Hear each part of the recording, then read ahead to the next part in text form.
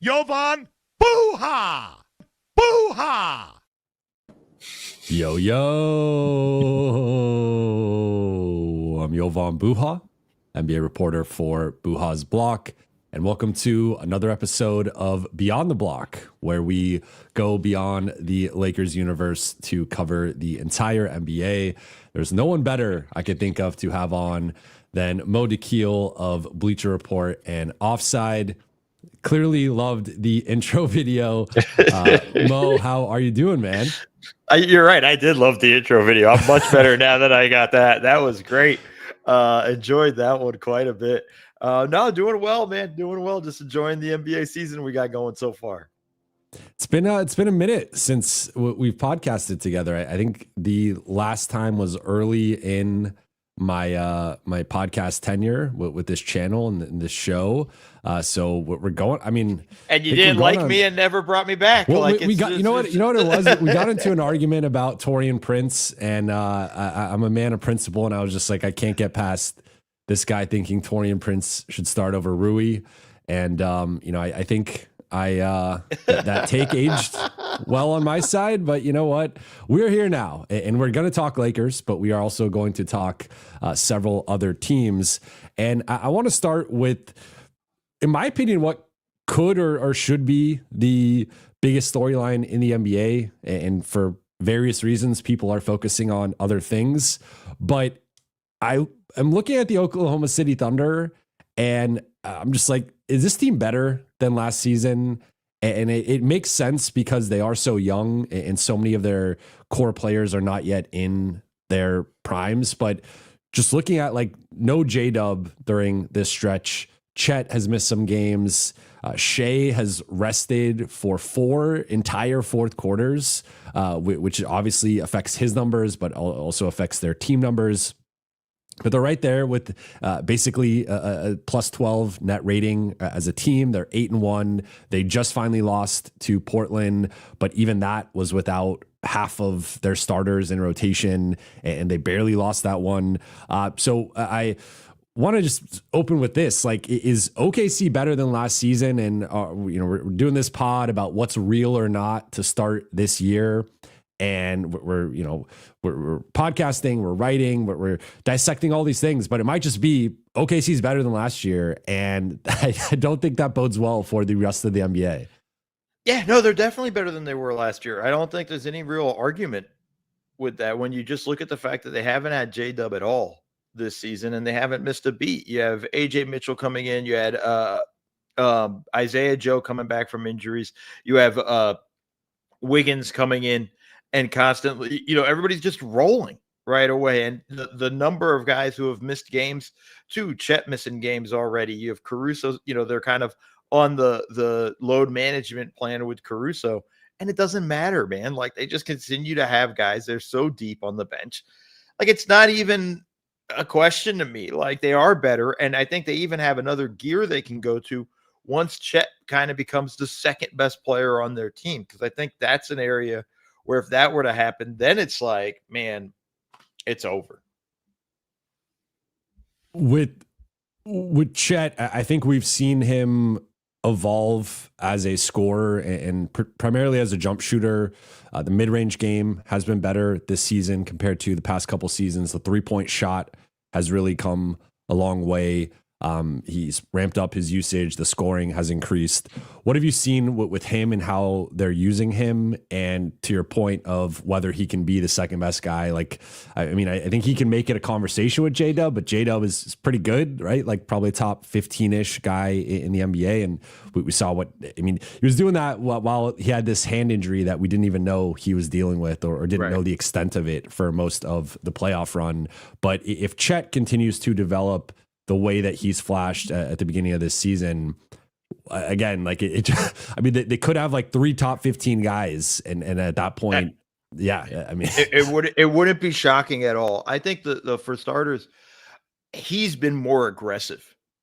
I think more than anything else, and you just look at the first game of the season. I felt like he had the first 10 points. I don't know if that's actually factually correct, but he was aggressive right off the bat.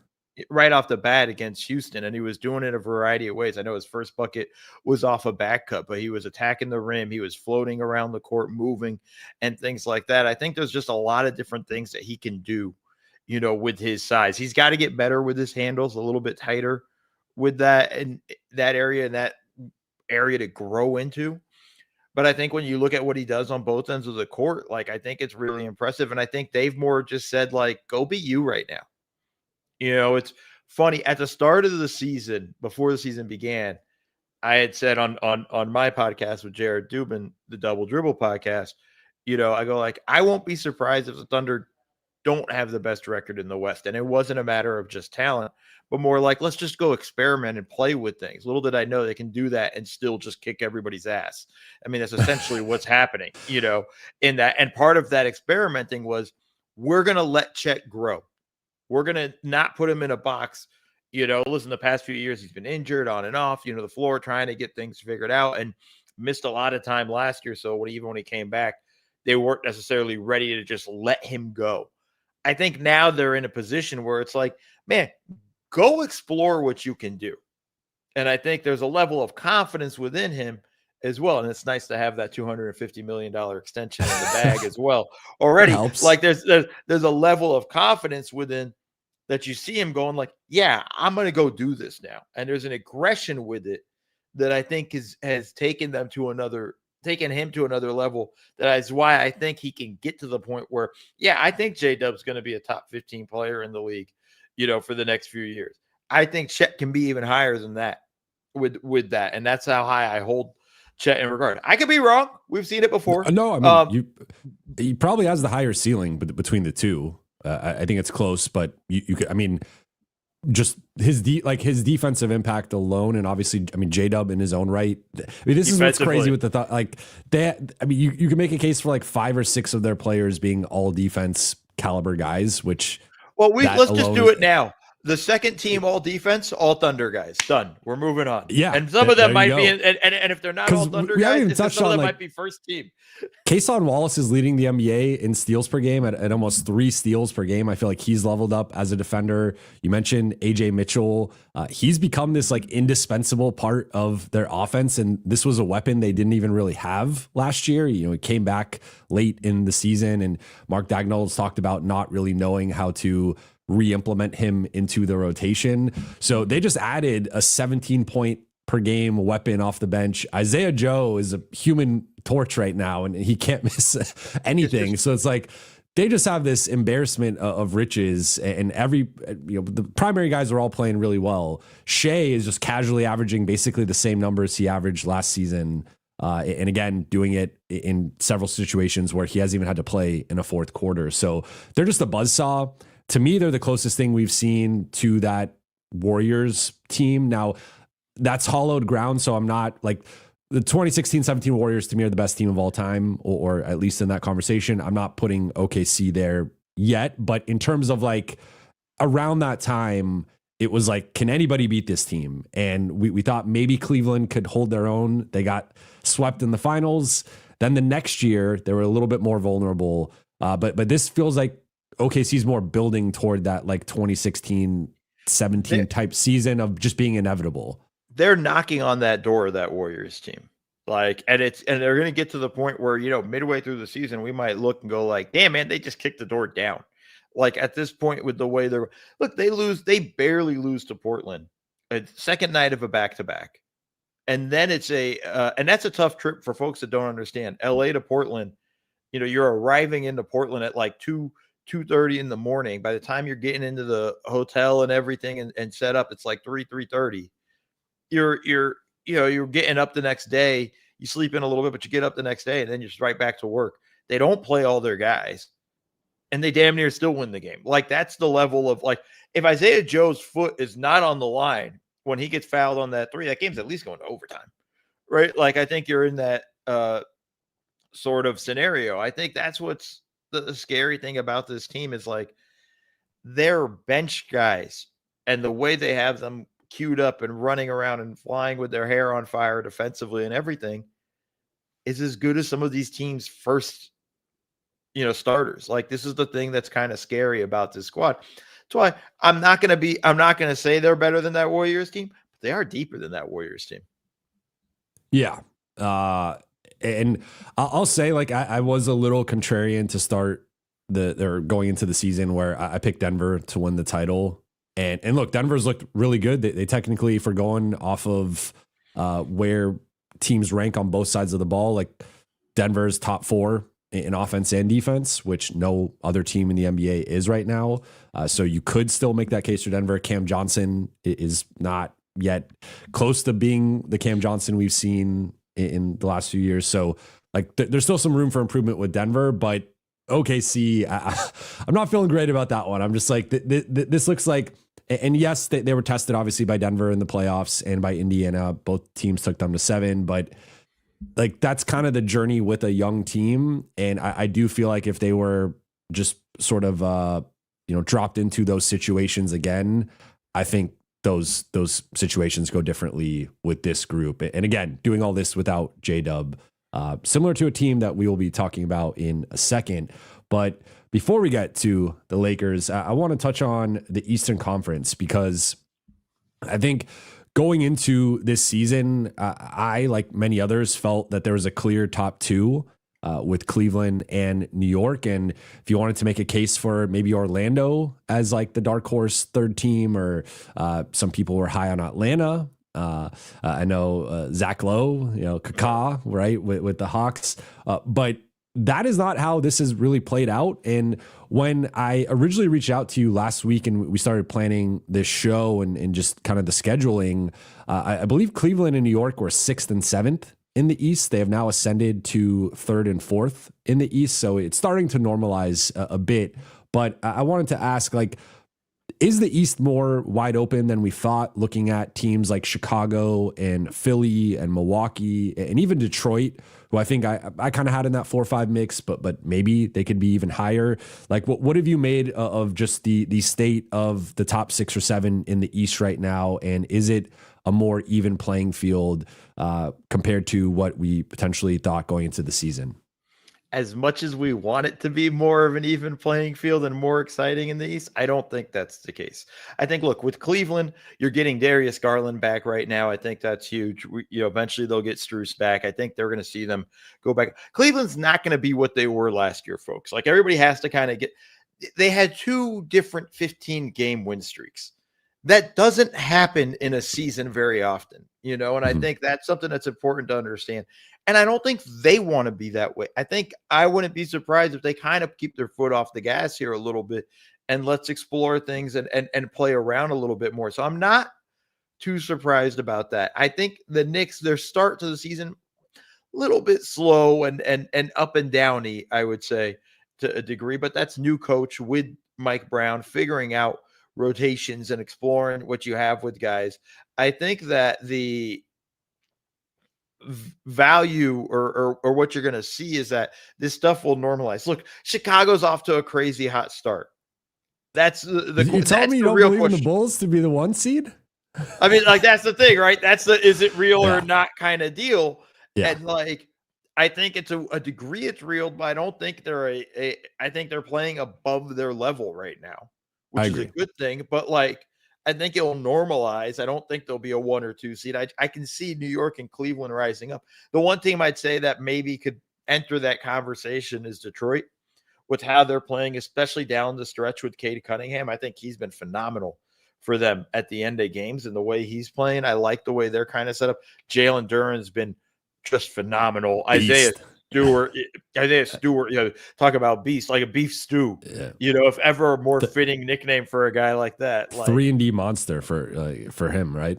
Yeah, like you're kind of set up across the board with what they have. Like, I could see them creeping in, but for me, I think the rest of the East is still shaky, right? Milwaukee's been better than I thought they would be, especially on the guard play. But if Giannis misses a bunch of games, that's scary. I know they won 1 game without him. Their defense too is not good. Like, I don't feel confident enough in that, like, this stance. Same with Philly. They started out undefeated. Now they've dropped a couple of games. Like, there's a level of, like, some of this is House of Cardsy with some of these teams. So we'll see how it kind of plays out. But I still think the East is still a 2-horse race between the Knicks and the Cavs.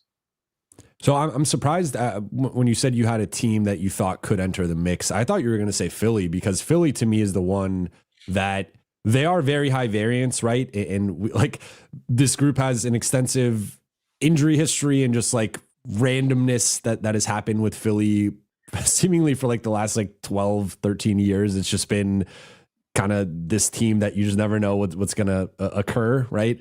But it feels like they still have another level or two to get to with like Paul George isn't back yet, which of course temper expectations with like what you can expect. But looking at the current rotation, I think like there's a theoretical version of Paul George that could help them.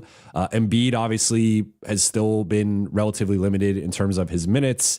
And if like just watching some of his film, he has not been posting up as much as he used to. He's been far more of a face-up jump shot type guy, which I think from maybe a health perspective, a workload perspective, could be a more sustainable approach for him. But I think eventually come playoff time, come later in the season, they will have to go to bully ball and posting him up more.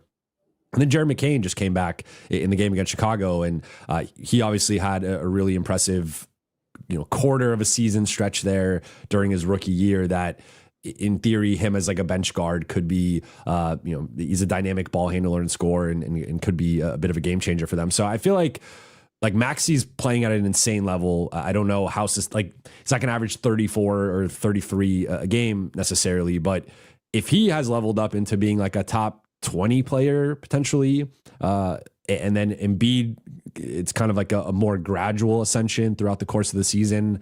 I think their ceiling can get in that conversation.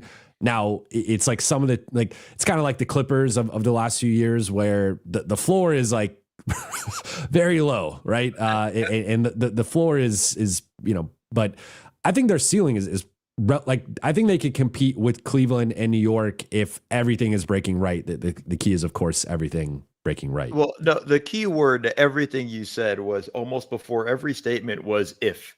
There's a lot of ifs. There's a lot of ifs with this team. But like so far, I mean, they've been good. We're 8 games into the season, though. But that's the point, right? Like, there's a lot of ifs with that. If sure. Maxey is a top 20 guy, if Embiid can stay healthy all this year, if Paul George, I guess I believe it more than like Chicago, for example. Like I think Philly's more of a threat, in my opinion. Because Chicago again is playing and punching above their weight, but I think to a degree so are some of these Philly guys, the young guys. Like I think VJ Edgecombe has been awesome, but I think he's going to hit the rookie wall at some point. You're going to have some of those struggles. It'll be interesting to see how it works when they integrate Paul George, depending on what Paul George looks like. There's just too many questions for me to put them in that area, right? Sure. Again, I'm not even putting Chicago in that mix with New York and Cleveland. And I said the one team that could give them a hard time is the Pistons, because the Pistons have also did that and gave the Knicks a hard playoff series last year in the first round and have shown to still continue to have that confidence. Haven't really kind of taken the regression that we've seen from some young teams where they have a great season and then they kind of regress next season. We haven't really seen that from them. Again, all this stuff is going to change just the whole freaking season.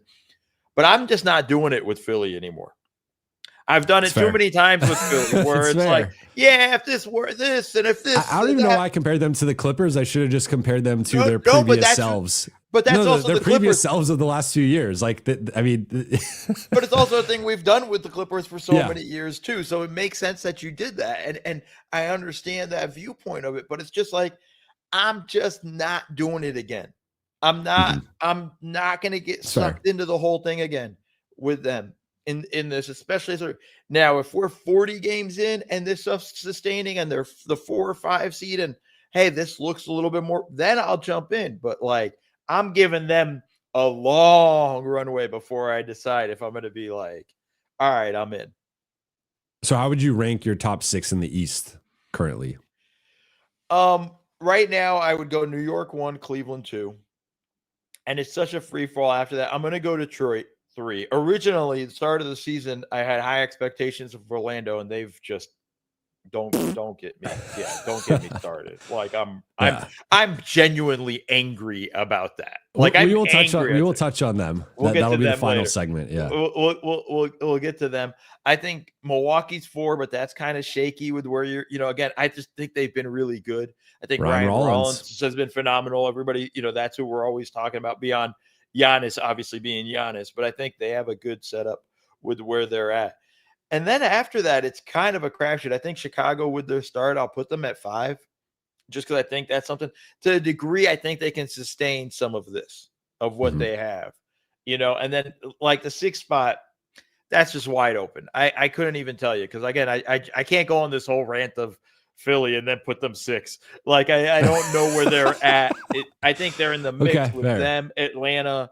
Even Toronto's been a little bit frisky, but I don't think they'll be good enough. Like I will drink the red and blue Kool-Aid here, and I'll put Philly 3rd. I still have I say all this to say I still have Cleveland and New York 1 and 2, and I agree with you in like the big picture of this has been just kind of slow starts for both of them. They both dealt with some injuries and just some randomness. Darius Garland just came back. I think between the two, I'm with you. I lean New York more so than Cleveland, but with Cleveland for me, there's also just the element of like I want to see it in the playoffs. That I feel like they have not actualized their potential in the playoffs, and there's been some legitimate excuses with injuries or certain matchups or whatever. But I want to see it. Like for them, there's an element of I want to see it before I truly believe it. Yeah, it's a fair thing. They're the team, right? Every year there's a team where we go like, yo, you got to prove it in the playoffs. It don't matter what you do in the regular. Go 82-0 in the regular season, but we got to see you do it in the playoffs because you screwed us last year. Every year, and that's Cleveland this year. Let's move to the Lakers, and I teased like similar to OKC. They've been doing what they've been doing without LeBron James. 7-2 start. They are number 2 in the West. Just beat the San Antonio Spurs to jump them from number 3 to number 2. According to ESPN, they played the 5th toughest schedule.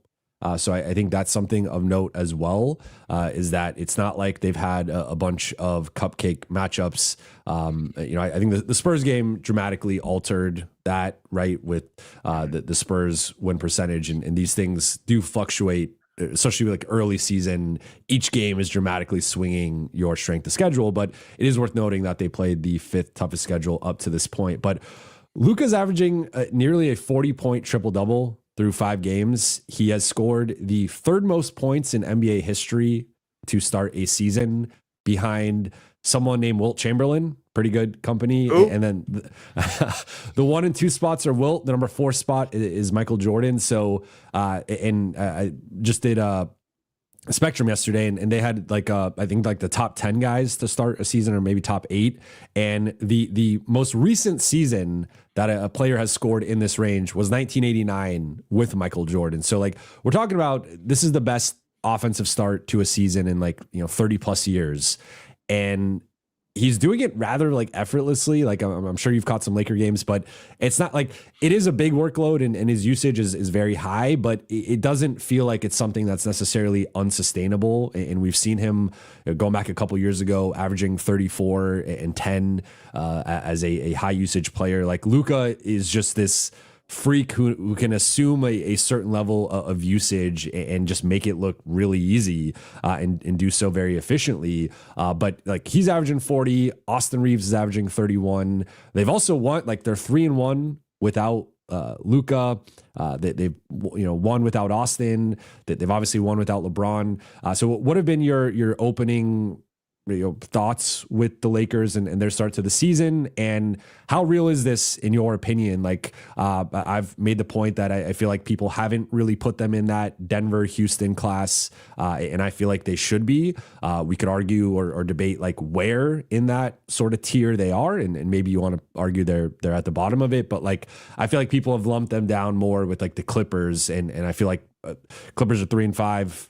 I just think they're 2 different phases of right now. There's no lumping them with the Clippers, right? The Clippers have been absolutely awful to start the season. There's and that's more the Clippers side of it than anything else. That's not anything to do with what the Lakers have done.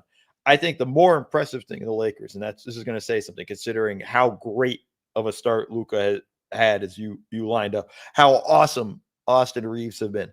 I've been blown away and impressed with the role players. And I did a video on Offside about Jake LaRavia. Like, I've been really impressed with how well he's playing and producing. Look, I liked the signing when it happened, but I wasn't like, okay, this is going to be a great needle mover or whatnot. Like, he's been absolutely phenomenal. Ruri's been great. I think, I do not like this dude as a player, but DeAndre Ayton has been really good. I can't argue that. There's no real, like, look at what he did against the Spurs was very impressive, but I do worry with him again. And sometimes I think he's more finesse and toughness. And I think there's a little bit, we need sometimes more power from that area. But so far, his start of the season has been absolutely phenomenal. I think he needs to stop the short roll as much as he does, but whatever, I'm nitpicking. The Marcus Smart has been really good defensively. I mean, and when I mean really good defensively, he has thrown his body around all over the court, sometimes rather recklessly. I think he's sometimes. I was being nice.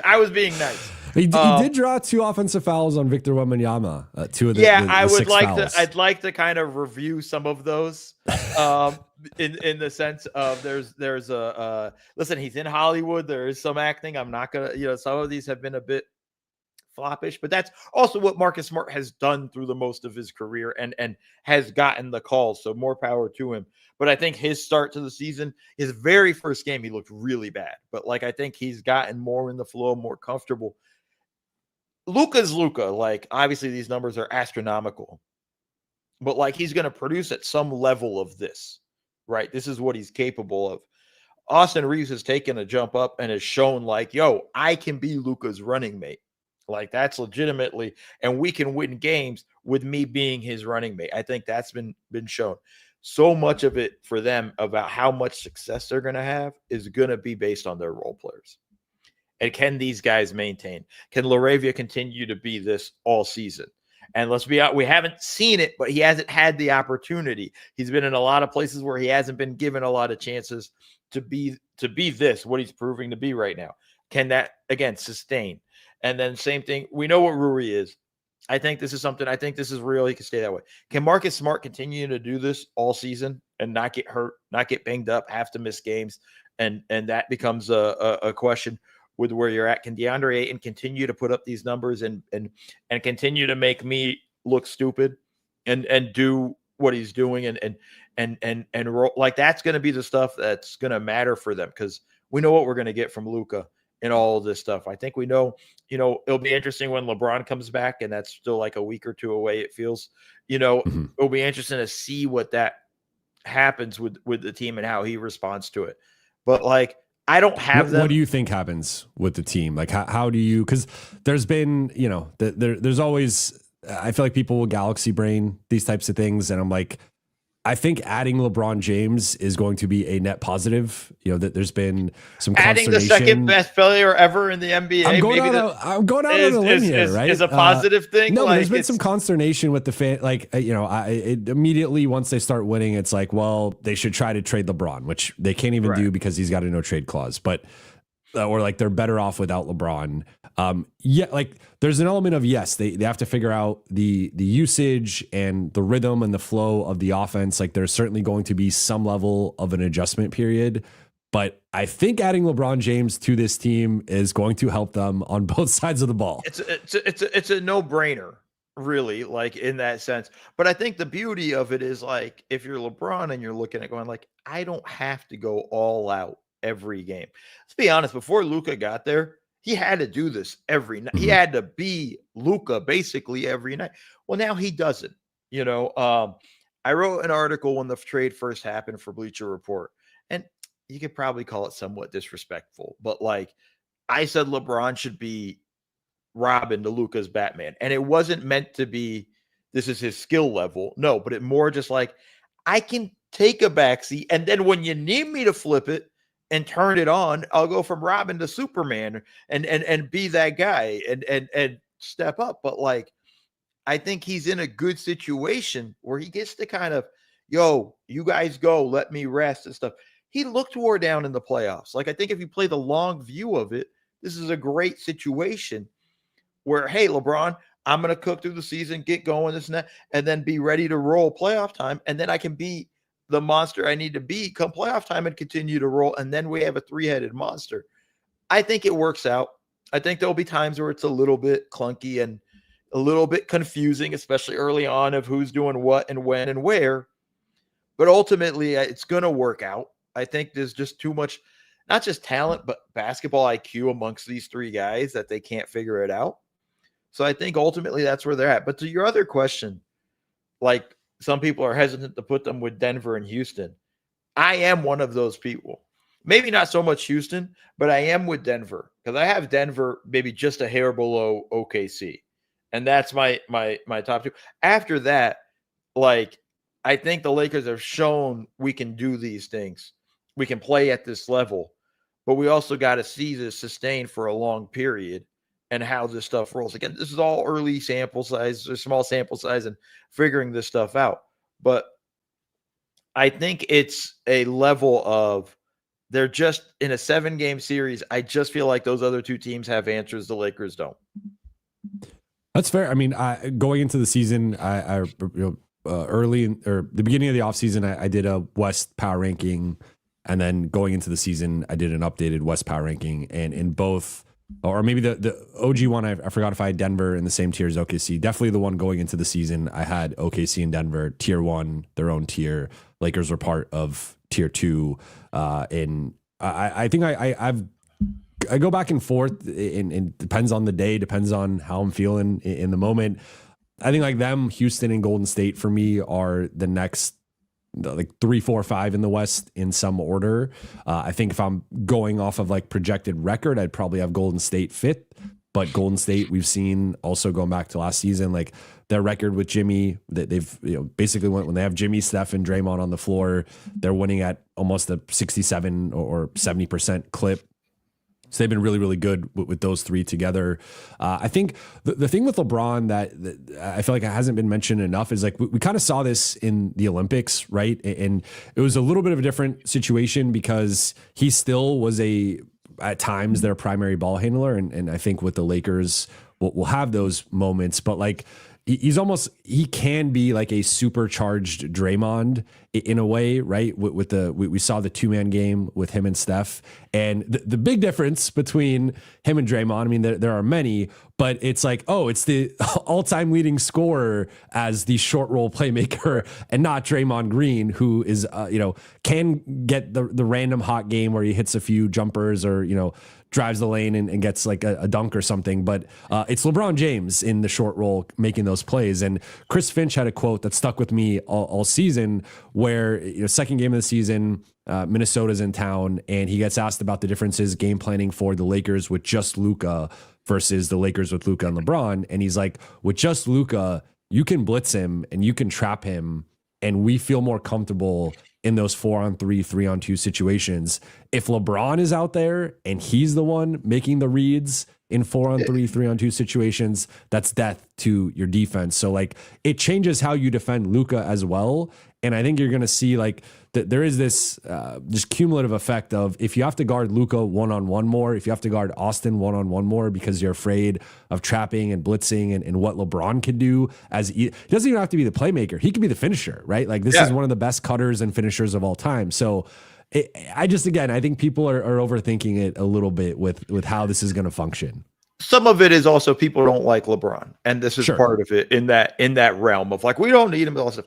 But just remember, they did this in the season last year when they had after the trade, just the 3-man game, between Reeves, Luka, and LeBron, where you put two of those guys on the elbow, and whatever, hit Luka on the elbow, LeBron cuts off Reeves. Like there's all different opportunities. There's so many different things and wrinkles you could also put in there, right?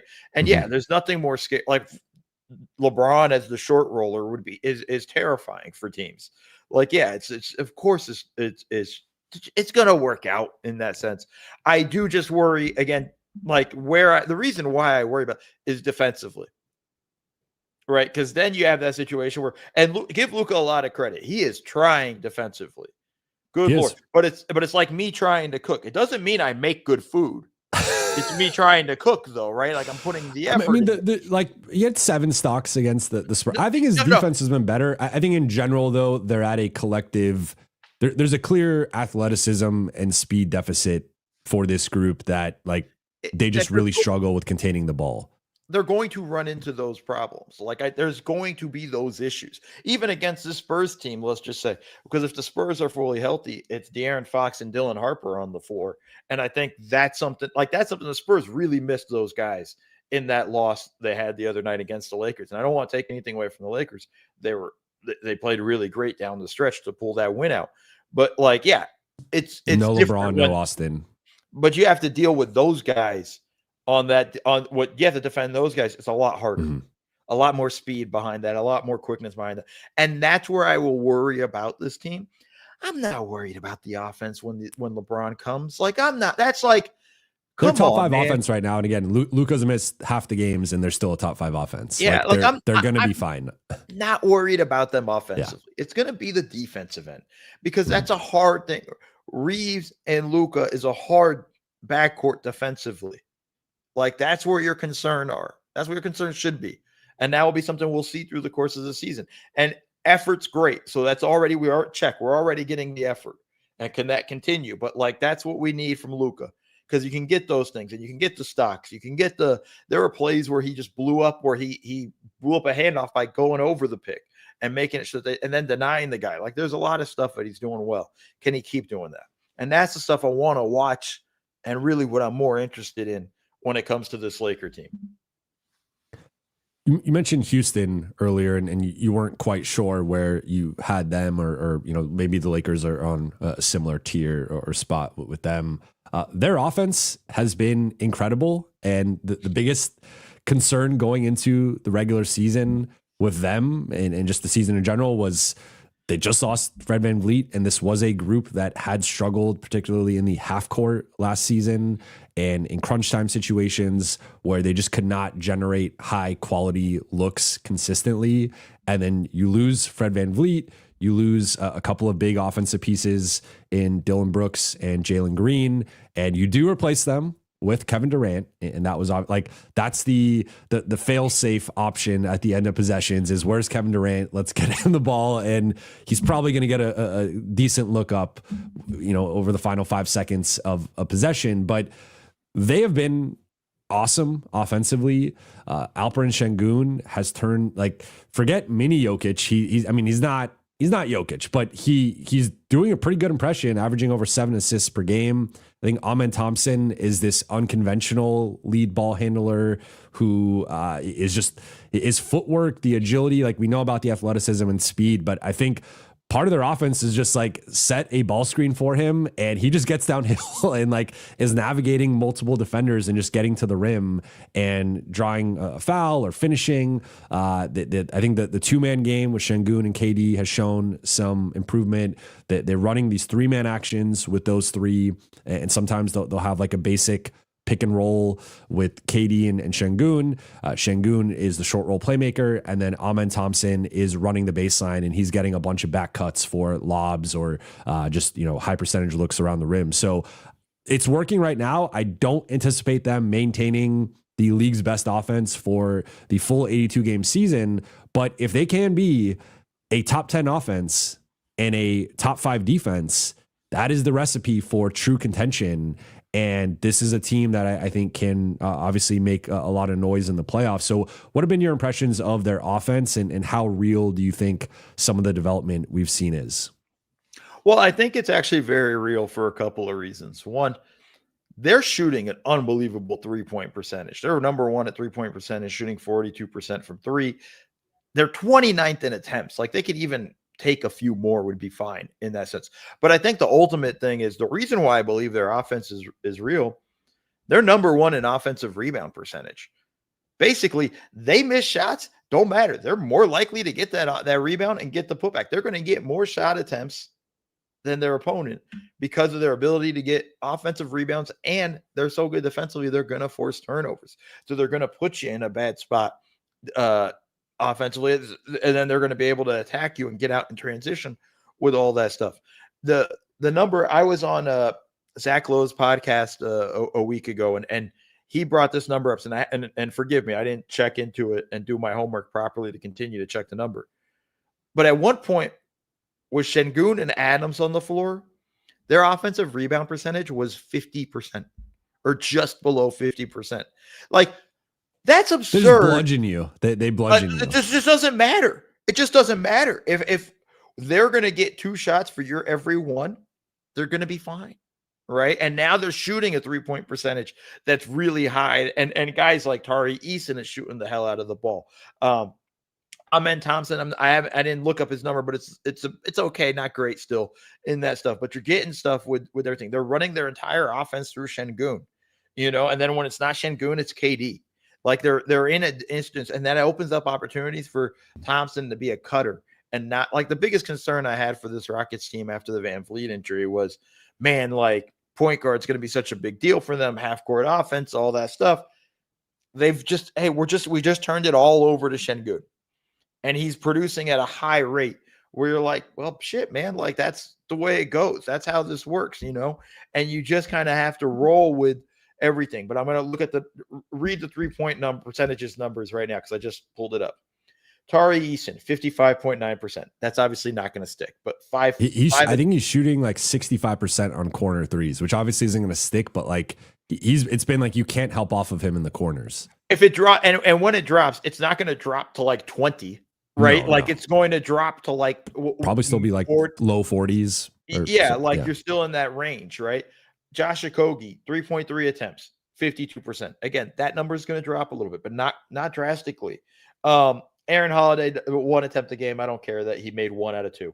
Şengün, 42% from 3 on 3 attempts. That's a big development. That's a big one. Reed Shepherd, 42% off 5 threes. Like, that's what they need him for. Forget about him actually running offense. Like, I don't want him point guard stuff. Even as like a secondary playmaker, I've liked some of his like he's not ready to be a full-time primary guy, but he can pass.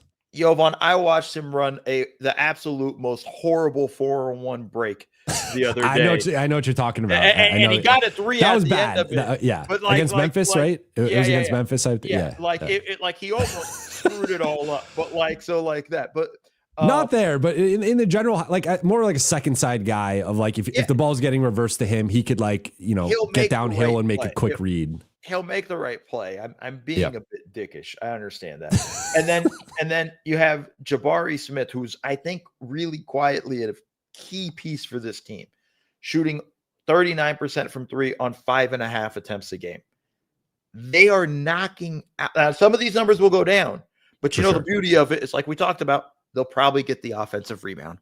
Like when those numbers go down, they'll probably get. Well, Steven Adams right now, I believe, has a 27% offensive rebound percentage, which is the highest of all time, and the current highest of all time is 21%. So he's like 6% above that, which is just ridiculous. Yeah, they're rolling in that sense. Like that's why I think the offense is sustained. Excuse me, and I think it's real in that stuff. Şengün, that's not going to go away. His passing and things like that. That's not going to change. KD's KD. You're going to find opportunities there. I think they're going to be fine. I don't think you'll be the number 1 offense. I think that will dip a little bit, but I think it's going to be somewhere in the top 6. I don't think it drops even, beyond that. Like, I think they're in a good setup, and to credit to them, they've basically just said, man, we're just going to run offense. And then final one before we wrap, wanted to quickly look at some of the slow starts you mentioned the Orlando Magic, but there's also the Minnesota Timberwolves. There's the Clippers. And there's the Dallas Mavericks, who this was the red flag for me. I mean, there's been many, like, it's just been all red flags, but I'm a proud Drake stan, which I know for some is, I see your reaction, for some is a tough thing. It's been a tough year and a half for us Drake stans, but someone at Dallas Mavericks shoot around was playing Marvin's Room, which is not a song that should be playing at a team's shoot around. That is like drunk in your feels, wanting to text your ex. And I guess maybe that's how Mavericks fans, or not Mavericks fans definitely feel that way. Mavericks players might be feeling that way. You have Najee Marshall in Luka's comments on IG doing a bunch of sad face emojis, and like they clearly miss Luka, the players, not just the fans. So it's like you got Marvin's room at shoot around. That is like the biggest red flag I can think of. So Dallas, I mean, we could start there quickly, but that one is just I don't know how you bounce back from that one. First off, I'll leave your Drake Stan stuff alone. Okay, it's all, you know, whatever. I'm a Kendrick guy, so we'll leave that there. But the fact of the matter is, I was shocked at the beginning of the season when people were like, "This is a dark horse team to contend in the West," and when they get Kyrie back, and then I'm like, "Did you look at this? They brought D'Angelo Russell onto the team, man. Like, you're not going to contend when you have D'Lo on your squad. Like, sorry, that's just the way this stuff goes. We've known this forever at this point." Okay. Yeah. And then on top of it, like, they put so much pressure on Cooper Flag. He's going to be a playmaker. He's going to be our point guard, all this stuff. We're going to start him. Like, that's not how I want you. This kid has a chance to be great. I really think he has a chance to be unbelievable. But if that's how that, like, and everybody always says, well, Jason Kidd did it with Giannis, so it's going to work with Cooper Flag. He had success the first time he tried it. I had success, and I'm going to keep bringing up my cooking. I had success one time cooking a meal. Does not mean I'm going to have success the second time. Like, it doesn't, that's not how that stuff works, right? Like, it's different players and that stuff. I really wish they let him just kind of become more of a secondary playmaker and attack off that stuff and all those things. Then it's AD gets hurt. Who could have seen that coming? It's like, you know, there's just so many different things, you know, Lively. And he hasn't been in good shape either. That's the whole other thing where he's like, I come into camp all the time like this. No, you don't. But there's just so much different little like injuries. And I was never into this Dallas team. I was surprised people had them this high. This is kind of what I thought they might be. Maybe I thought they'd be a little bit better than 2-6, but not much better. Maybe I had them at 3-5, 4-4 at best. Fun small sample size theater here. They have the worst relative offensive rating of all time right now. So that's like offense. That's like they're 30th in the NBA in offense, but that's offensive rating relative to league average. It is the worst in NBA history right now. Yeah, feels good. Good. I see the vision, Nico. I see the vision. Yeah, when you don't have a point guard, it they kind of I mean, it's not like they. It's not like they didn't know, Jovan, that Kyrie was hurt and that they needed a point guard. It's not like they did none of this. Their big move was bringing D'Angelo Russell in, and it's like, come on, guys, like none of that's going to help you or work with you in that area. They're just in a bad spot. Like, they're not going to be a good team. It's that simple. And they're going to try to rush Kyrie back when it's not really worth it. Like, I hope he doesn't rush to come back. I hope yeah. And that's I think Jason Kidd teased he might be back like end of the calendar year. I don't buy that one bit. And there's no reason to. If the team might be completely out of it by then. Like, there's no reason to at that point if you're Kyrie. Let's go to the other teams, because this team is not like the rest of the teams. You know, it's not like us.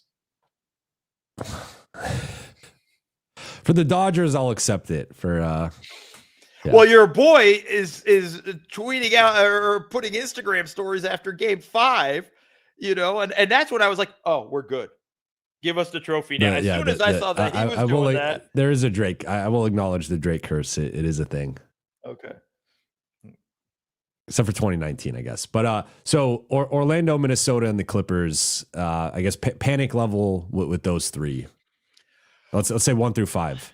Okay, so with Minnesota, it's actually not very high because, again, no Anthony Edwards. Like, if your team is built around that, if Ant's hurt, you're not going to be very good. Like, I don't put them in that area injury wise. So like 5 being like, oh, I'm really panicked. I'm probably like a 2 because the one thing I wish is that they actually kind of like Dallas. I wish they understood that they needed more ball handling this offseason and found a way to get it. Everybody always asks me how you do it. I go like, I don't get paid for that part of the job. So that's something Connolly had to figure out. The Orlando Magic, actually, I want to save them last. The Clippers, it's a 5 because and I'll tell you why. They look so slow. They are old and they look so damn slow. and it doesn't look like they're going to get any faster. And that's a worrying thing. They're first in turnovers. They have average 18 turnovers a game at this point. Last I looked, which was a day or two ago. This is all bad stuff, right? And the thing that's scary about it is Kawhi's playing at a high level and Harden's playing at a high level, and it's still not looking good. Zubac is kind of falling off. Yeah. I don't rough go. Rough start. So like for me, it is a panic level 5, just because I look at it going like, holy crap, man, like you're old. I don't see where you get there. Orlando, I'm so damn angry. It's a 10. Okay. it's double the. Well, Okay. you had a whole off season when you knew, Yeah. all right, we need to incorporate Desmond Bane into our offense. And they've done nothing. And now to boot, your defense sucks. Right. So like now it's like they don't do anything to really bring in Bane. They don't not a lot of pick and rolls where he's the screener for Paolo or Franz. All they've done is run some split action and some ISOs for Paolo. Like, where's the offensive creativity? You had a whole offseason. It's not like you just traded for this guy and now you need to revamp everything. You had a whole freaking offseason and you didn't do anything. Like, I don't, and I'm pissed because it feels like Mosley's eventually going to be the fall guy here, right? Like it feels like the way it's trending. To be honest, fall guy is the wrong term for that. Fall guy is like scapegoat or whatnot. Sure. This is on his ass. Yeah, that's fair. That's a fair counterpoint. This is something he's needed to have developed. Look, I've given them grace through the course of this stuff. Now you finally added a third piece offensively, and you can't incorporate an offensive system that works where it creates opportunities for Paolo to get easy touches and easy switches so all the nerds can shut up about how inefficient he is. Like, I'm high on Paolo, but it's like this is all we get is like he's inefficient because it's like, yeah, because look at the offense they put him in. All of this stuff is like really disappointing. And then add to all this that the fact that the thing we count on you the most in Orlando is your defense is always rock solid, and for your defense to be trash, like, I don't know what to say or do. And I like Mosley as a coach. I really do. But like, you got to put in an offensive system. And I'm kind of just horrified at their start of the season. And it's been like since 2012 or 2013 that they've been a bottom 10 offense every year. It's been like going on 12, 13 years. I mean, I wasn't asking for much. I was asking you to get to 15. I wasn't asking you to be 1. Can you be 19? Can you at least not be bottom 10? Get a team. Get a team. Get into the teens. I wasn't even asking that much. And it was like, and now it's like, no, we're just going to continue to be bad. And and they gave up so much for Bane. I'm just I'm just shocked. And I was all in. I like the and a swap. I like the trade. But if you're not going to actually incorporate the guy, you're not going to actually use him or create an offensive system that takes advantage of the fact that we have him, you really are screwing the pooch. And at that point, it's negligible. Well, Mo, this was great. We the chat has been on fire this whole time. You got me all mad now. You got me all mad. I got you going.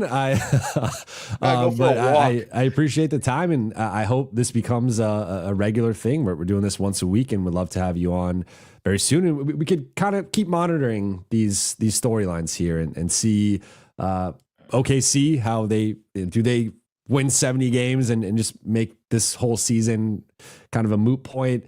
How open is the East?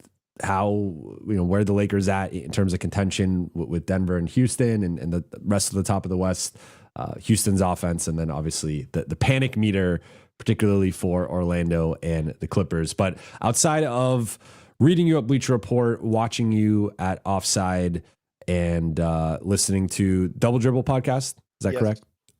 Anything else you want to plug before we get out of here?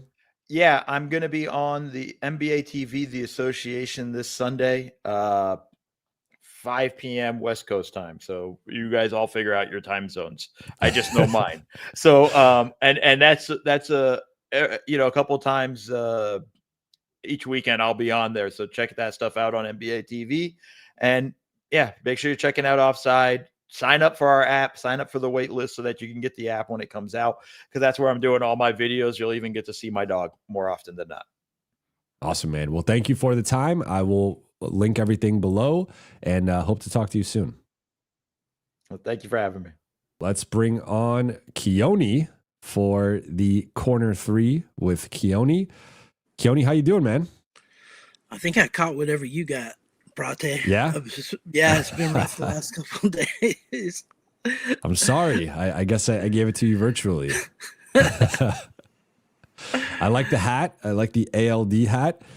Let's get into the corner 3. So you wanted to start with Ja and Zion, and that has been a hot topic for the past week and a half, since Ja, let's say, like, openly quit in the second half of that game against the Lakers, and then gets into it with his coach post game reportedly, and then gets suspended, and then I don't think takes much accountability in the next game against the Pistons that he's available for in his post game presser. And it's not looking good in Memphis. They're 3-6. It's not looking much better. It's actually looking much worse in New Orleans, where they're 2-6 and don't have their pick. So I'll kick it to you to start. Like, where are you at with Ja and Zion in their respective situations, and what do you think? Where do you think this is trending with both players? Well, the line out of Memphis right now is they're not interested in trading Ja, right? But that's what they're going to say. And I think there are teams that will take him. I don't know that there's a team that's going to take Zion. But the positive for New Orleans is he's injured again, even though he's in better shape this year. But they have an out if he doesn't play 61 games. They can exercise an out in the contract. I believe he has to play 61 games for it to become fully guaranteed. So both teams have some maneuverability. I think the Kings would take a flyer on Ja, but it's rough. He's shooting 38% from the field, 14% from 3-point range. It's just bad vibes there. Not much better in New Orleans, although they've been playing better lately. Without they won 2 games. they saved Willie Green's job for a little longer. So yeah, here's another question: who are the 2 best players from that draft? Is it Garland and Tyler Hero? I mean, I still think it's probably like. Yeah, that's a good question. I still have like the most confidence in Zion and Ja, but that's like not saying like they still have higher. If everyone's at their ceiling, I still think it's those 2, right? But there are a lot of questions where Tyler. I don't know. I have questions with Garland in the playoffs. I've not loved what I've seen from him in a playoff context, and it feels like he's been a guy who's put up.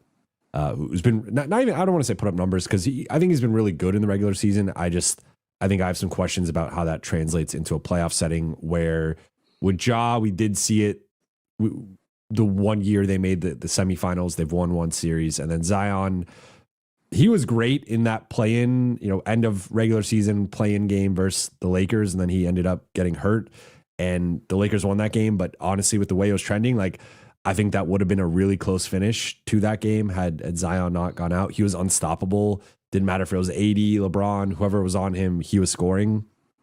So I would give the teensiest of edges to those 2, but the fact that it's even a conversation, I think speaks volumes. Yeah, I mean, I think Zion's shooting like 48, a little bit under 49% right now from the field. He doesn't shoot threes, under 7 rebounds. The 2-point percentage has tanked. Yeah. Like that's been a big thing. Yeah, so I don't know. I just don't know about either of them. If I'm a team, I'm not. If you're the Kings, you take a flyer, I guess, because you're the Kings, and that's kind of what you do. But I don't know. I'm not. I heard Minnesota might be interested in Ja, which, I mean, talent-wise, that's a dynamic backcourt, right? But like, I mean, the truth is, I would not give up Jaden McDaniels though. No.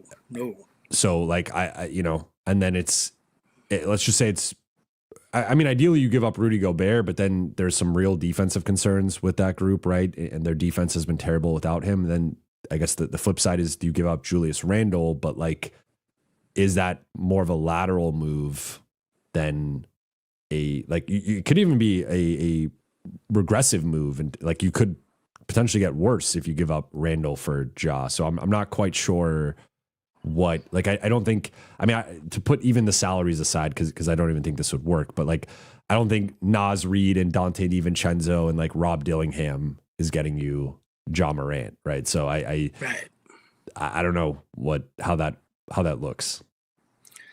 I really think they just have to relocate those teams. Like, you take Memphis, you move them to Nashville. Take New Orleans, now we're getting you move them somewhere. to Vegas, and you just start over. I mean, they can definitely like resurrect where they're at, but certainly, at least disappointment has to be used when it comes to both of them so far. Like, you know, I think they have marketing deals. They were supposed to be faces of the NBA, and just for different reasons, just has not panned out that way. That's like a whole other topic too, with like there's been this whole conversation with like face of the league and how the old guard with LeBron and Steph and KD continues to outpace the rest of really the entire NBA, but specifically like American players in terms of popularity and just like excellence and greatness. And then you have obviously all the international players with Jokic and Luka and Giannis and Shea and Wemby now coming, and it's like that's the new guard, and they're all non-American players, and like the American players who are supposed to take the torch were Zion and Ja, right? Or two of you know, a few guys. Obviously Tatum and Ant, I guess, are like the two closest things to kind of the next generation, but for various, like, you know, Ant hasn't gotten over the conference finals hump, and Tatum, you know, I think he's great, and obviously, you know, won a title, but I don't think is like hasn't quite gotten to that like top 5 level. At least in my opinion. He hasn't ascended. There's kind of been like a ceiling, a bit of a ceiling there with him, where he, you know, was obviously Eastern Conference Finals MVP, going to Jaylen Brown. I don't think helped, but it just feels like he hasn't been quite at that level as some of these other guys. So yeah, it's interesting.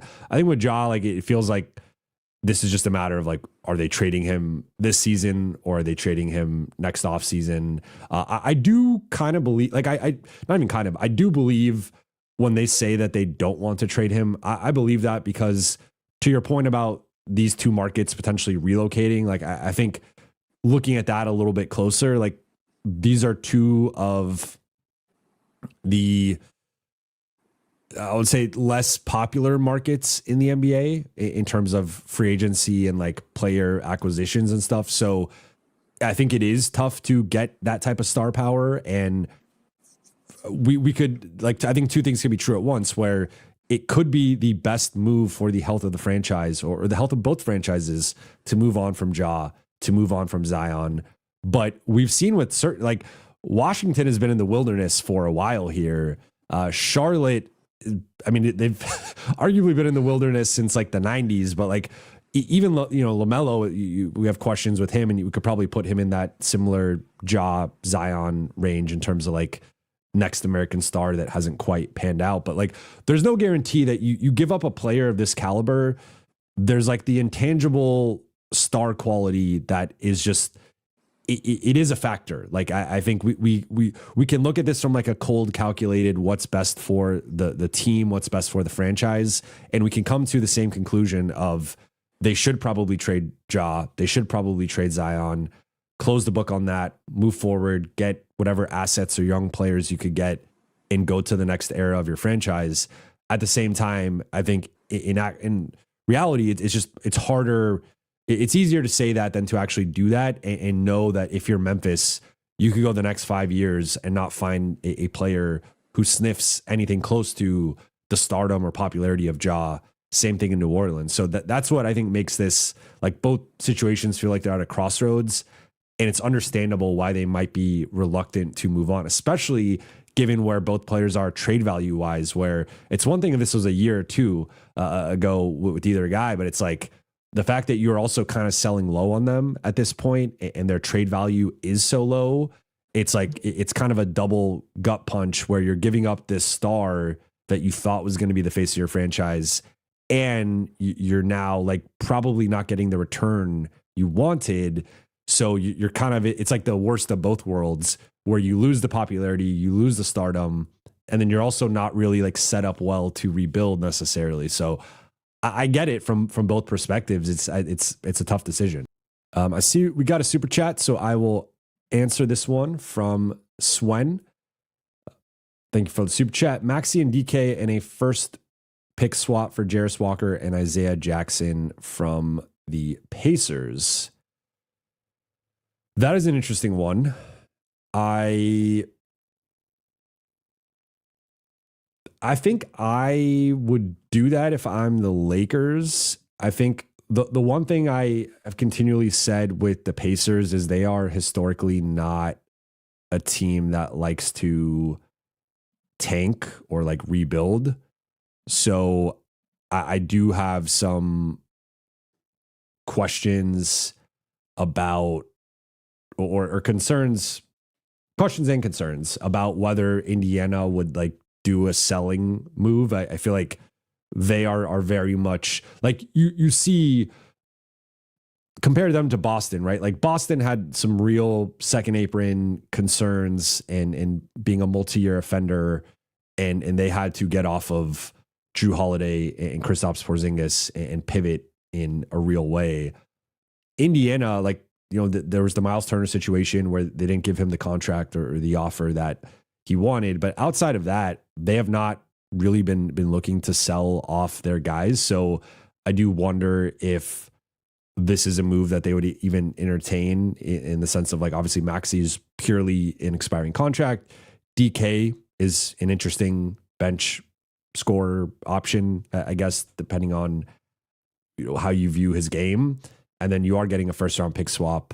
Although I think the issue with the Lakers do have multiple pick swaps, but the issue right now is pick swaps have value if you think that the other team is going to be worse than you.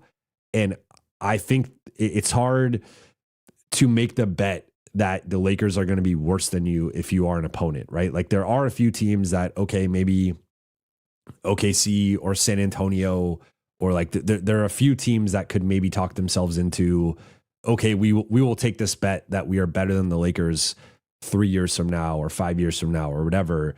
For most teams, I would not take that bet. So that's where the Lakers do technically have pick swaps, but the primary, I mean, not even the primary, like the entire premise of a pick swap is you are making a bet that that team is going to be worse than you in the future, and you will get to swap picks with them. I don't think that is a smart bet with the way that the Lakers are positioned moving forward.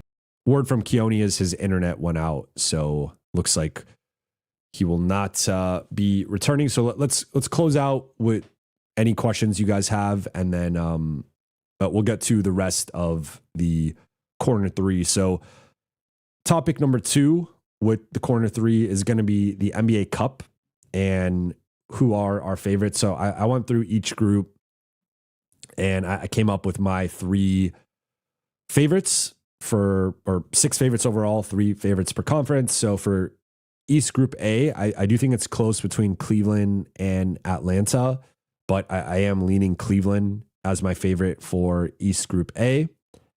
There's East Group B. I think it's close between Detroit and Philly, and even Boston, because they technically already beat Philly, but I'm giving Detroit the edge here in terms of coming out of East Group B. And then East Group C for me is that one already has gotten off to an interesting start because Chicago beat New York. You got Milwaukee, you got Miami, but I am leaning New York. Looking at their schedule, I think their remaining road matchup is at Charlotte, which is very winnable. Then they're at home against Miami and Milwaukee. I think New York likely comes out of Group C. And then Group A, I think it's going to be the Thunder. Really, I mean, they're at a pretty easy. It's Phoenix, Utah, Sacramento, and Minnesota. So Minnesota is the one team that could give them some trouble, but their one matchup is in OKC. So I think OKC is going to sweep this group and come out of Group A. Group B's the Lakers group. They already beat Memphis. I think the Lakers are going to come out of their group. Clippers obviously are not playing well. New Orleans is not a good team. Memphis isn't playing well, and Dallas isn't playing well. So the Lakers group, kind of similar to OKC's group in Group A, is shaping up in their favor. Then Group C is the group of death, and this is one that could go in any number of directions. I think all 5 teams have legitimate shots to come out of it. Right now, the only matchup that has occurred is Portland and Denver, and Portland beat them by 2 points. So that was a big win for Portland. I still think, though, Denver is going to win this bracket. Looking at the rest of their matchups, they're playing Golden State tonight with no Steph Curry. Then at Houston, that will probably be the one that determines this group. And then home versus San Antonio. So I think it's close actually between Denver and Houston, but I am leaning Denver. Houston's got at San Antonio and at Golden State, which I think will be 2 tough games, and then home Portland, home Denver. So I think it could go in any direction with that group, but I am technically leaning Denver there. And then if I had to pick a winner, I know Laker fans aren't going to love this, but I would probably pick OKC to win the West, and then I would pick Cleveland to win the East, and then I would pick OKC to win the NBA Cup. But often it's not necessarily the best team. Going back to the last couple of years, Lakers won 2 years ago when they were not the best team in the West. Milwaukee won last year; they were not the best team in the East. So early history suggests that it will likely be sort of random team. Could certainly be the Lakers. There's also the wild card team that makes it. So I think in the West, the wild card contenders will be Houston and probably Houston or Golden State, whoever fares better in that Group C. And then in the East, probably Philly, Chicago, or Atlanta. Maybe I'd lean Chicago in that way. In terms of tonight's games, I see there's a question in the chat of which games. Well, every game is a group NBA Cup game tonight. So ones I'm looking at, I think Boston Orlando is a big game for both teams. Boston has been playing slightly better. Orlando needs to turn their season around, as we discussed with Mo a bit earlier. Then looking at it, Houston, San Antonio is a big one. Obviously, San Antonio's lost a couple games in a row. Teams have started to figure out ways to slow down Wemby. Can Houston implement that? And then how does the number 1 offense in the NBA in Houston fare against the number 2 defense in the NBA in San Antonio? I think that's going to be, and also Wemby handling that front court of Adams is a guy who can push Wemby around. Şengün is a big physical center. Like the double big lineups, how does that look against Wemby? I would also throw in, I think Bulls Bucks is a big one in Milwaukee. Bulls number 1 team in the East right now, so that's one I'm going to be looking at.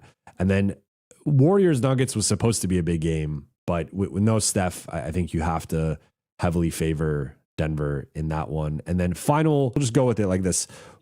Who are your NBA Cup favorites for each group? So I like Toronto in Group A in the East because they've already beat Cleveland. And besides that, it's a pretty weak group. Then I like Detroit in Group B. I like the Bulls in Group C, and I have Milwaukee as the wild card. Okay. And then for Group A, for Group A in the West, I like OKC, obviously. Group B, I like the Lakers. And like the group of death, I call it for this, because I mean it's just stacked. Portland, Golden State, Houston, San Antonio, Denver. I like the Rockets, and then my wild cards for the West is gonna be a little surprising. I like Minnesota just because the rest of that grouping is really weak, and I feel like Group C is gonna eat each other alive. Yeah, I think that's we're pretty similar. I had Cleveland in Group A. I think I have less confidence in like Toronto at Atlanta. I think will be a tough game for them, and then they should beat Washington at home. And then I guess it comes down to that Indiana game, which is definitely winnable for them. Which maybe that puts them as either obviously a threat to come out of the group or at least be a wild card. But I had Cleveland coming out of that group. I had Detroit as well. And then I had New York in part because I think that at Milwaukee, Chicago's probably going to lose that one, which is tonight. And we'll see how that goes. And then, I don't know, maybe I guess I have slightly more confidence in New York than Chicago, but I think that's probably my two teams where one will win the group, one will be a wild card. And then Group A, OKC, Group B, Lakers, Group C, I tentatively have Denver, but that's based on them picking them to win out this group and beat Houston in Houston, which I think is going to be the matchup that ultimately determines it. Then I think so. I think I'm with Denver and Houston as my two teams. One wins the group, one is the wild card, but we're pretty close there. Then I think I took Chicago because they already beat. I took Chicago because they already beat New York in the they group did. play. And that is obviously. So yeah, I guess I'm a little I'm not fully there yet with Chicago. I would like to see, to Mo's point earlier, like I'd like to see more from them. Obviously, this is a small sample size in terms of like just a few games that you have to fare well in. So potentially they win out or go like 3-1 here, but we'll see if they can sustain their impressive start to the season. I feel like there's some things I don't fully trust yet, but we'll see. Final thing here before we wrap. 3 players that we think will be available on the trade market. Who are your 3 players that you're looking at early? I'm looking at Herb Williams because his salary isn't. So I just discount the big salary guys and feel like those guys are only going to get moved in the off season. So like the Laurie Markkanens, guys like that. I just feel those are. Do you mean Herb current Jones? restrictions? It's easier. Yeah, I'm sorry. Herb Jones Okay. would be first, and then second, I think KCP because I don't think Memphis is going to be in it, and I think Gafford also could be on the market because they structured his contract so they could move him, unlike PJ Washington, whose restriction doesn't get lifted until after the trade deadline. Yeah, we have a pretty similar list. My 3 guys are KCP, who I agree. I think the way that this is trending in Memphis, it's just going to get to a point where it's like, what's the point of having this guy on the team? And he probably becomes available.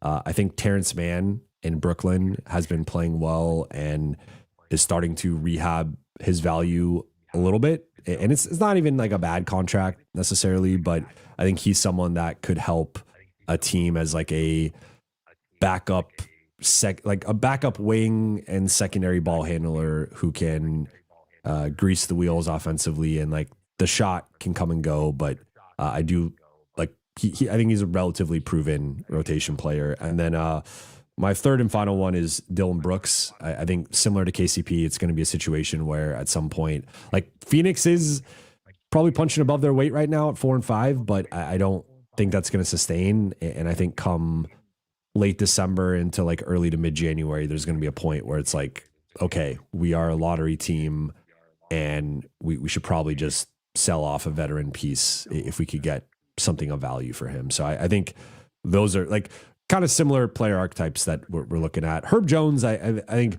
is an interesting one because they have had a high asking price for him in the past, and they have a very high asking price for Trey Murphy. So like, I don't know if we've talking about potentially pivoting and like trading Zion, like which way do they go with that? But I mean, if Herb Jones is available, I think if you're the Lakers, you certainly have to pursue that. But I think there's going to be a lot of teams pursuing Herb Jones. Like he is the ideal starting point of attack / wing defender for a contender. So, he's got to stay healthy and he's got to shoot the ball better. He's shooting 45% on threes. I don't think that's sustainable. But if he can be a high 30s or even low 40s 3-point shooter, like you're talking about a really, really good player who's, for my money, one of the 5 to 10 best perimeter defenders in the NBA. So that's a very valuable player that I think the price would be pretty high for. That's why I think they might move him. Like they might look to get some more assets, and I think he's easier to move than Trey. I think they probably want to keep Trey because of his upside, and his contract's bigger than Herb's. Herb's contract, I want to say it's like 12, 13, if I'm Mhm. correct, or if I remember correctly. Maybe a little more, maybe like 15, 16. Herb, I'm looking up his contract Yeah. right now. Yeah, he's making. Let's see. Oh no, he's making. Oh wait, that's his extent because he got the extension that kicked in. He can't be. Yeah, he can't be traded till the January 15th. Right now, he's making 13.9. Then he's making 14.9 next year. Then the extension kicks in, and he goes to 21, 22 and a half, and then $24 million player option in 2029, 30. So it is like a long-term move, but I think the point I made is I think he's the best. If you're the Lakers, he's the best fit you're probably like realistically going to find next to Luka and Austin. And even if you at some point just decide that Austin and Luka doesn't work together, or there's like a ceiling there, you can figure that, re-sign Austin, figure that out next season. But like Herb and Luka, I think is like a perfect fit that he can play the 2 or the 3 next to Luka, and it gives you so much lineup versatility. Yeah, if they could get him, like put penciling him in long term with, even if they keep Austin, like I think he's the perfect player if they are going to go ahead and keep those two guys, Austin and Luca, to pair with them. Because he doesn't need the ball. He can shoot a little bit and he'll be a dog on defense. Yeah, no, I think like, I mean, that's a pick, or that's a situation where you like, I'm willing to trade basically anything, in like, within reason. Right. So, I think Luka, LeBron, and Austin are off the table. I think ideally you keep Ayton and Marcus Smart and Jake LaRavia off the table, just because I think those 3. I mean, Jake's kind of an interesting one of like if they like ask, hey, we want Rui, Jake, and a first. I think even that's like kind of hard to turn down, but I think you fight to kind of keep the newcomers, and then if it's something like Rui, of Dalton, and a first, I would do that. I would not think twice about that. Yeah, I think the issue with the Lakers is if the Pelicans decide to move on from him, they're going to want draft assets and young talent. And Rui kind of doesn't fit that. And even to an extent, I don't know that Jake would necessarily fit that. If Dalton like continued what he was doing um at the beginning of last year, then maybe that would be something. But it might be like an off season because they have access to 3, right, first round picks come draft day. Yeah, on draft day. So yeah, so it might be maybe an off season thing if New Orleans doesn't move them by the deadline. Well, I think that was, some technical issues aside, I think it was a pretty good second show with the Corner 3. Keoni, I appreciate you for your time. I appreciate you coming up with the topics, and I think you've knocked it out the park the last couple of weeks. Anything you want to plug before we get out of here? We got that merch coming still for Buha's block, and subscribe, join the membership. And I'm sure Yoan's going to be back at the arena soon, so look out for him there if you attend a Laker game. And thank you everyone for subscribing, listening, and being a member. Appreciate you, Keoni, and appreciate you all for tuning in. There is, I was going to say there's a chance I go live later, depending on how I'm feeling, but I am not feeling great still. So I do need to rest a little bit here, but I will certainly be back tomorrow to cover Lakers Hawks and the start of the Lakers 5-game road trip. But I appreciate you all for watching and listening. For those watching on YouTube, please be sure to hit that subscribe button, turn on channel notifications, and like and comment on this video. For those listening on Apple Podcasts, Spotify, or your podcast platform of choice, please be sure to follow, download, and leave a 5-star review. I will be back tomorrow for sure. Later today, potentially. I will talk to you all very soon.